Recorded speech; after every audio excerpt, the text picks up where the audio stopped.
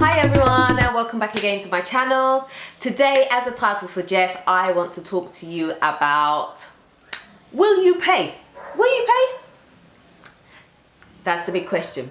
Now, there are loads of schools of thought on this. People have so many different opinions, and it's a subject that people think only exists in Ghana or Africa. It doesn't. Corruption is everywhere. It is in the UK. It is in the States. It is in India. It is every single place that you can think of. Corruption goes on. You can call it corruption. You can call it a backhander. You can call it a golden handshake. You can call it whatever you want to call it. You can call it a bribe if you want. It all boils down to exactly the same thing. Corruption. Okay? So now, I'm just going to give you my experience about corruption in Ghana, because that's where I am and this is where I'm sharing my experiences from. Okay, so remember when we were set to come to Ghana, someone said to us, if you go to Ghana, will you be prepared? I can't even talk again. Anyway, will you be prepared to pay your way? And we were like, what? Nah, I ain't paying. No, no one's getting my money. No. So we were going on like that. That attitude didn't last very long. There are certain things that if you want done, you simply have to pay for unless you're prepared to wait. And I'm not talking about waiting an extra 1 week or a few extra days, even a few extra months. Sometimes, if you don't pay, your paperwork can sit there for a good 2 years. Nobody will look at it. Nobody will touch it. It will just sit there. And it will drive you up the wall, and you will leave, and you will go back to wherever you're used to, whatever country you're from. Seriously, it drives people up the wall. Do you actually think that I want to pay extra for things where people have already are paid a salary to do? No, I don't. I'd rather keep that money in my pocket. But sometimes you have no choice. You're almost forced to, because you need to get things done, and then you have to look at the end goal, the result. It's such a tough subject because, you know, there's a part of me that's like, no, it's wrong to pay. And it is wrong to pay. But you will never, ever get anything done. Ever. And there's certain things you will never be able to do because you need someone's help, and they're not going to help you just for free, even if it is their job. You have to pay them. And it's simple as that. You know, I can give you a few examples. When we wanted our driving license, we had to get someone to help us, because if we go and we choose to do it on our own, we'll be sitting in that DVLA office probably for a good few days, because you'll be passed from pillar to post to pillar to post to pillar to post.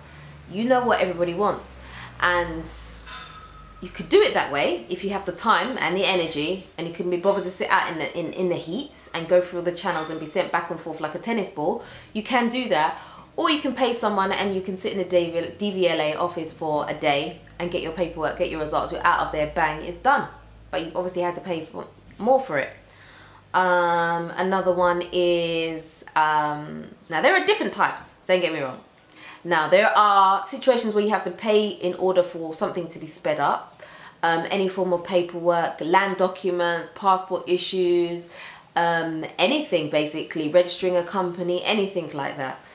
Now, there are other types of corruption that go on, namely from like police and stuff like that. That type of corruption, I ain't paying. I mean, seriously, unless I believe that, yes, I've really done something, honestly, why should I pay for someone to have some chop money? And you'll be surprised. I mean, some of the situation with some of the police here, it's crazy. Honestly, it really is crazy. I'll tell you a situation that happened to us a few weeks back. We were on our way somewhere.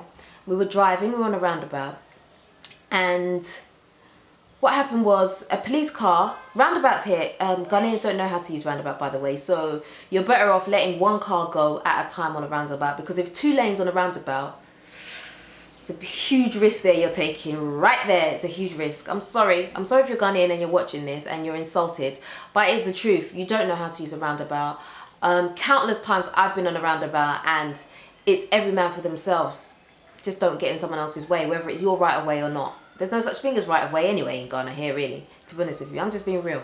So please, don't shoot me down. I'm just speaking the truth as it is. Okay, these are my experiences.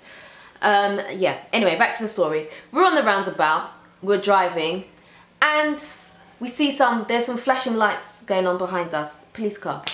So we move as close to the roundabout thing as possible. We can't go anywhere, we have to keep going because we can't just stop on the roundabout. And so basically we're on the roundabout, the car comes, and guess what happens? The policeman hits our car, bang, into the front of it. We couldn't have gone anywhere because had we moved over any more, we would have driven on top of the roundabout, and it was one of those ones that are built up so you can't even drive on. So basically we would have had to crash into the roundabout. But so we thought, this guy's got his flashing lights on, you know, he's a police car, you know, we're fine. So he drives and he hits the front of our car. He gets out of the car and starts insulting us. Didn't we see him? Yes, we did see you, and there was nowhere for us to go. You have blatantly crossed into our line and you've hit our car. He continues to insult us. I take out my phone and take a picture of him, and he says, "Madam, give me the phone. You are taking a picture of a police officer. You're not allowed to do that." I said, "I'm not giving you my phone." And so I sat on it. He wanted to take the phone off me, but then a few other people came and he couldn't do it. So I had the picture of him. So I took a picture of his license plate and whatnot. Now, we were fuming because this was an unnecessary situation. I don't even know where this guy was going, because he had time to stop and insult us, get out of his car and insult us, that didn't we see him coming from behind. But he was obviously in such a rush that he had his lights on. Anyway, this look says it all, basically. So we decided to, okay, so in the end, the guy got back in his car and he just drove off. No details from him, nothing. But I had his picture and his license plate. So I went to the nearest police station and I went to go and tell them what's happened. So he says, "Well, this is Ghana for you." He writes down the details that I've got. He looks at the picture that I've got. And he comes out and he takes some pictures of the front of our car. And he says, "Okay, well, today's Sunday. I can't get hold of the inspector, so we won't be able to impound the car today." Impound the car? Really? You want to impound the car? We've been inconvenienced already and you want to impound the car? I mean, I will say the damage wasn't that bad. I mean, you could see that it had been knocked, but it wasn't like that bad. Now, they want to impound the car. Like, are you crazy? What are we going to do from here? I've got my husband and my 3 children with me. What do you want us to do at this time of the morning? Anyway, so he was like, "You have to come back tomorrow. I'll give you the number for the chief inspector. You call, book the appointment. You'll have to come here tomorrow. We'll impound the car and we'll get someone from the DVLA to come and inspect the vehicle for you. Once they've done all their inspections, and then we'll go from there." Basically, translated, it means bring your car in tomorrow, we'll impound it, we'll frustrate you so much that you'll just think this is not worth it and you'll fix your own car. Which is more or less what happened, because to be honest with you, we needed the car to do bigger things and we didn't have time to sit down and leave our car at the police station for we don't know how many days and be stuck without a car. It's just inconveniencing. It was probably cheaper to fix the damage on the car than leave it in there and both of us have to take in taxis and whatnot for however long they're going to decide that they need to impound the car for, and sit at the police station for I don't know how long. But anyway, you can see I'm telling a long story here, so you can see that the hurt is still there a little bit. Can you notice? Right, yeah. Anyway, those are the types of things that are really irritating, yeah? Really, really irritating. Well, it is kind of a form of corruption, because obviously the system is corrupt, because if I was abroad and that was the UK, we wouldn't be able to get away with such a situation. But anyway, swiftly moving on. There are other forms of corruption as well. The policeman stops you at a police barrier checkpoint, which is fine. Yes, check me. I have got nothing on me. Not a problem. Here's my driving license. You can see it. Sometimes they'll ask you for your driving license, and they sometimes will not give you your driving license back because they want to take some money off you first. So they'll try and frustrate you until you give them 10 cedis or whatnot. What for? If you've got your license and you haven't done anything wrong, why should you pay? Those things, no, I don't agree with. But in terms of I want some paperwork processed because I've got stuff to do and I can't wait 2 or 3 years for you to process my paperwork, I'm going to pay for that one. Now, you might be watching this video and think, she pays? Pfft, she's part of the problem. Come to Ghana and try it. You come to Ghana and try it and see if you won't be frustrated. Trust me, you'll pay. You will pay. Just give yourself some time. You know, Ghanaians, they have a saying for those of us that are from the UK. They call us ice block. They say we're so chiseled with our money. Whether that's true or not, above Americans or whatever, or any other country, I don't know. But they say that we're chiseled because we're so tight with our money. Which is quite funny because a lot of the time there is a reason for us being tight. Not that we're just tight just because. Most of the time it's because we've been stung or we're just not sure what's what, that kind of thing. So it makes it difficult. Just be prepared that if you're coming to Ghana, there is a chance that you'll have to pay for something where it's already the person's job to do it, but you'll have to pay simply if you want it done, if you want to move. You know, I went to register a company a few weeks ago, and you go to the registry office, you fill out the paperwork, and then someone comes to ask you, would you like some help, madam? You think, oh, how lovely of you, that's really nice. And then they say to you, okay, well, yes, so you can fill out the form yourself and it will cost you this much, or I can do it for you and it will cost you this much. Probably more than double the price. Now, will you pay? I have seen someone go to company registration and try and do everything themselves, and it will take you a good few weeks, and they will process your application in approximately 12 weeks. If you give it to one of them on the inside to do for you, they will do it much quicker. You'll probably get your stuff within 3 weeks and you can move on with your life, but you're obviously going to pay for that.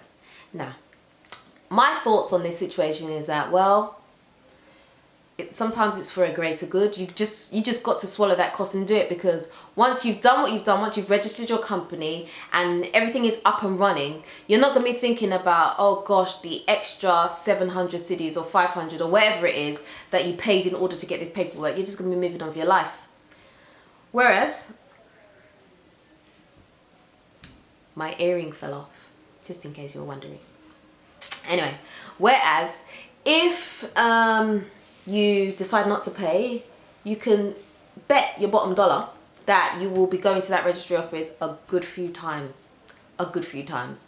Trust me, I went with a friend to register the company, and there was a guy there, and he was like, he saw us and he was like, do you know where I go to get the oath book? And I was like, what's an oath book? I didn't even know.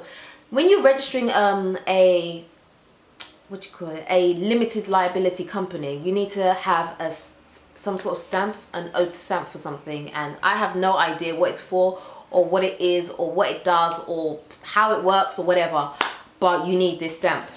And this guy was sweating trying to find this thing. Obviously he didn't have the money to pay, or he wasn't going to pay, I don't know. But I just thought, even just looking at him going from place to place, I was tired. I thought, Charlie, if you can, just pay. I didn't say that to him because it's his choice, but I just thought, boy, this is long, honestly. I went and I registered my company, and literally I was in and out in about an hour or two. I was out of there, and that's fast tracking it, and I expect to get it is registered now, which is good, and I'm just waiting for my final certificate to come. And just to push it in there, my company's set up and it's called Views from Africa. So if you can, get a chance to look us up. We're brand new though. But anyway, I shouldn't even be talking about this now because this is not what this video is about. I will tell you all about Views from Africa another time in another video. But anyway, swiftly moving on. Yes, so before you come to Ghana and you put your nose up in the air and think, I'm not paying for this, I'm not paying for that, blah, blah, blah, blah, blah, come and try it and see for yourself. You'll be frustrated.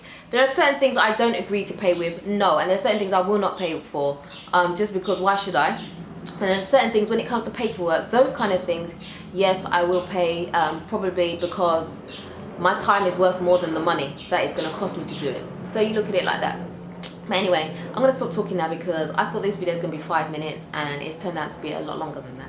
So, but anyway, that's it for now. It's a bit of a gloomy day today, raining season, so it's a bit funny at the moment. But anyway, guys, enough talking from me today. And anyway, peace out until next week.